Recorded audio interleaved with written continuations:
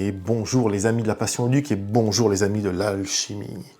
Aujourd'hui, je vais vous parler de Rubedo, en quête d'alchimie.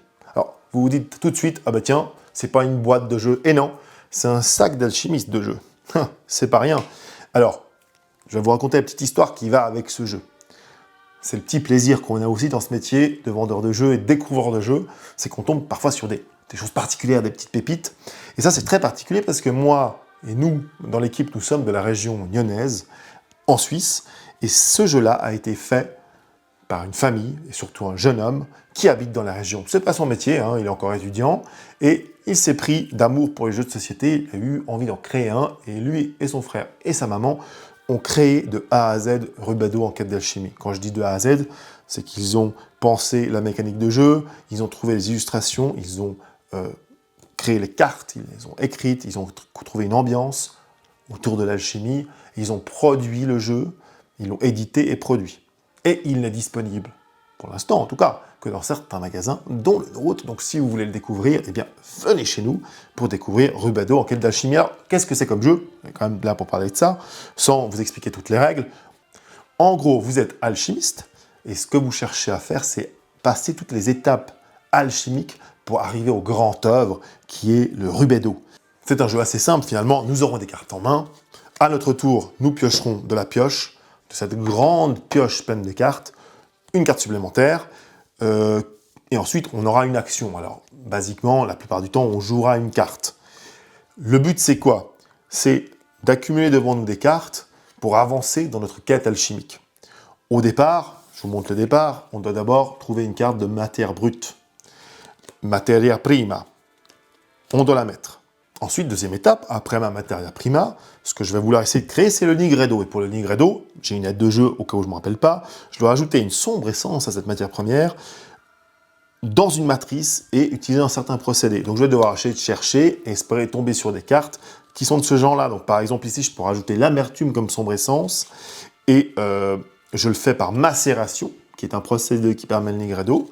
Et je le fais dans une matrice, une fiole scellée, qui a le symbole qui est le même que la macération, donc je peux le faire. Et donc je peux, à mon tour, créer cette étape-là, et boum, poser mes 3 cartes, si je les ai en main, pour créer cette avancée alchimique. Et là, je suis censé dire quelque chose, je suis censé, et ça c'est ce qui est sympa avec ce jeu, c'est qu'il y a tout un roleplay, c'est-à-dire que vous êtes des alchimistes, et vous annoncez aux autres alchimistes que vous avez réussi votre étape. Et donc vous allez dire, à ma materia prima, j'ajoute de l'amertume par macération dans une fiole scellée. Et hop, vous arrivez et vous avez nigredo.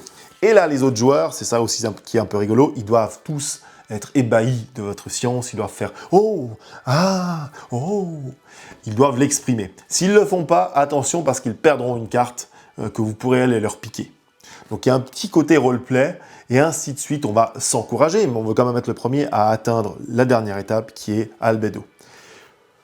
En plus de ça, évidemment, il y a des cartes de vertu et de vice, qui, quand vous les tirez, vous devez les jouer immédiatement. Ça fait des effets positifs et négatifs pour vous, qui vous aident ou vous handicapent un peu dans le jeu.